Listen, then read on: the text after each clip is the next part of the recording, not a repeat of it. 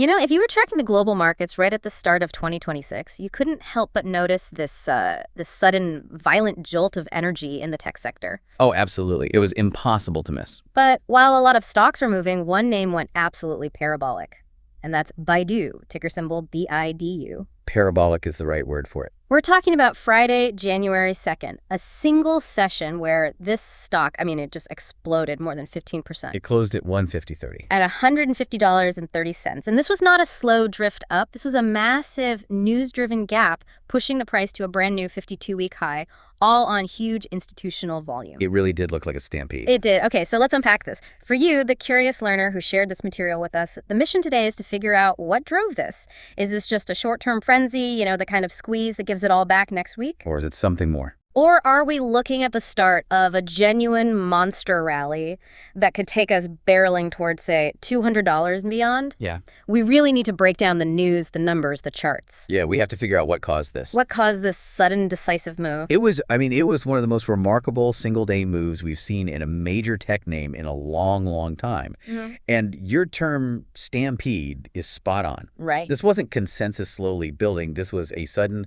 aggressive repricing of the entire company almost overnight. So let's look at the scoreboard for that Friday. What do the numbers actually tell us? Well, the conviction was immediate.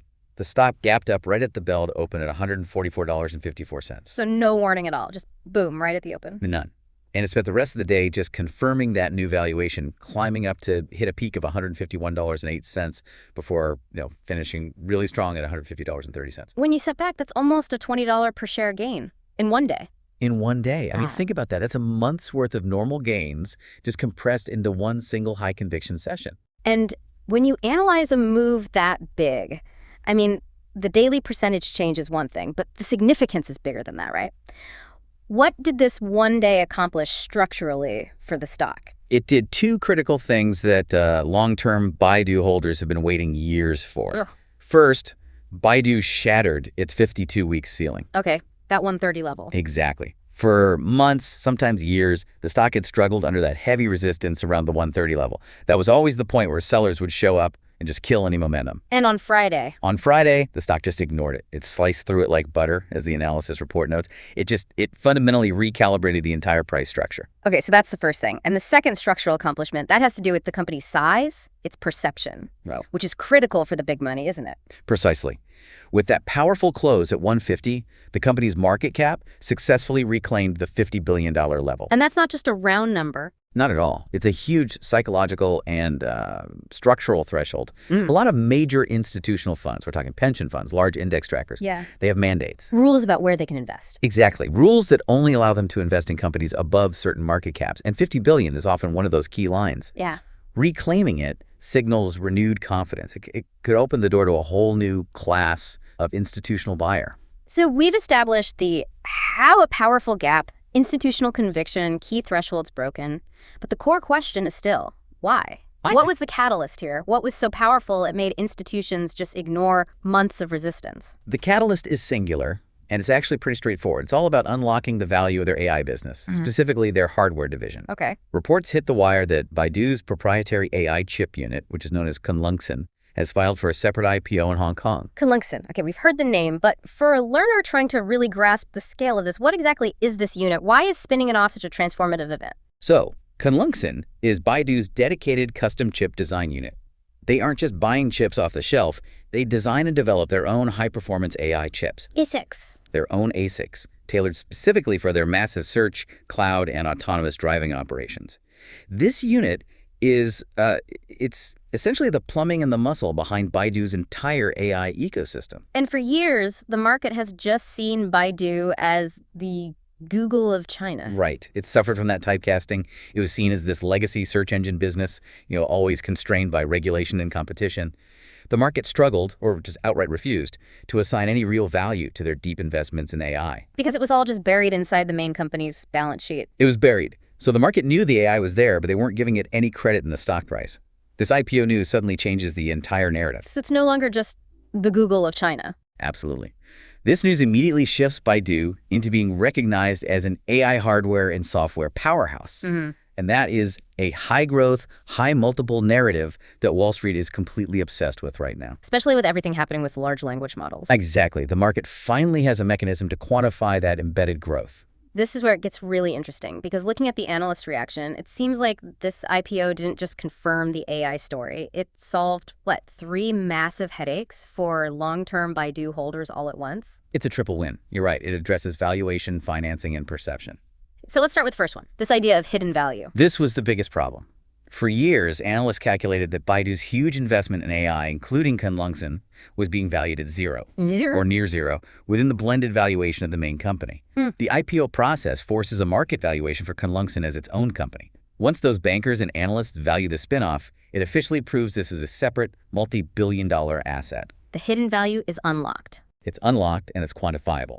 And that forces a re-rating of the core Baidu stock itself. Okay, and the second point is about the balance sheet, which is so crucial in the AI arms race where the spending is just astronomical. Exactly right. I mean, the AI competition is incredibly capital intensive. To compete globally, especially against giants like NVIDIA, you need constant investment in R&D, in manufacturing, in talent. So the spinoff provides a cash infusion. A much-needed cash infusion.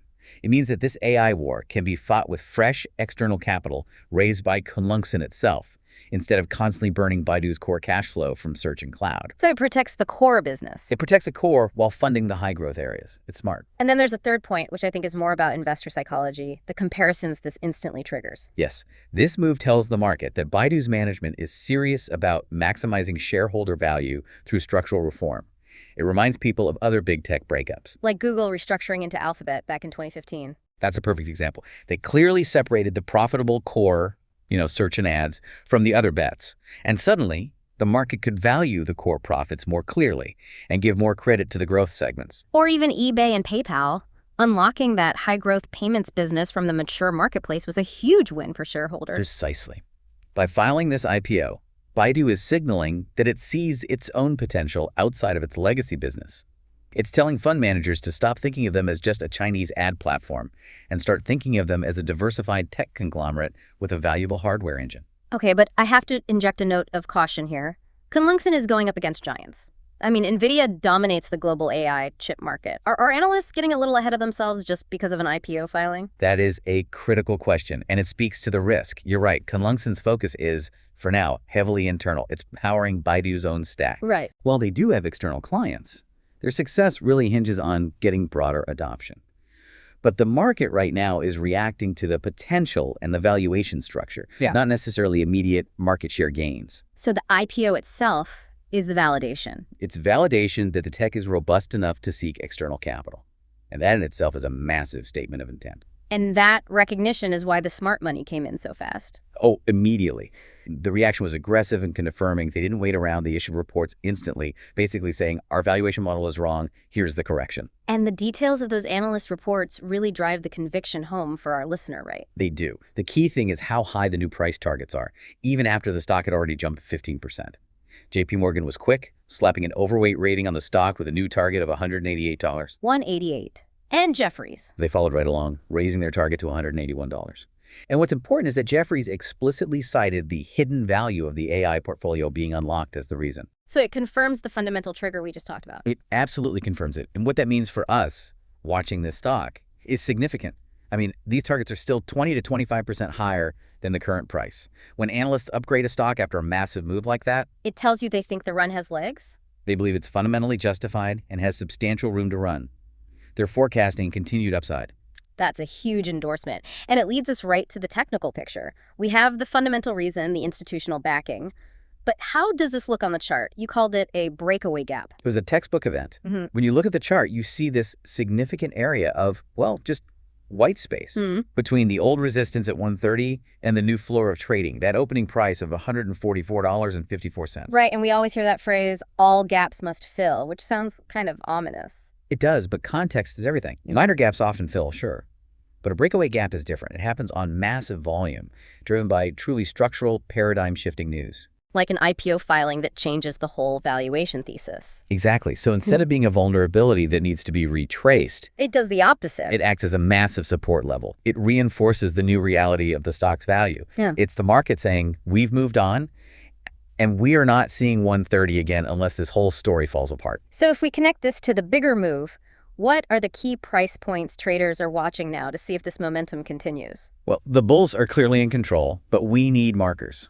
Looking up, the immediate resistance, the place where short-term traders might take some profits, is that next big psychological level at $160. 160. If the stock can convincingly blow past 160, the path gets pretty clear toward those analyst targets of 180 and beyond. And on the downside, if we get a bit of a pullback, where is the line in the sand? The support level is absolutely crucial here. If the stock does dip, the critical area to watch is right where that gap started, the 144 to 145 level. Okay, the opening. Holding that level, refusing to fill that gap, is the technical confirmation that the institutions are committed.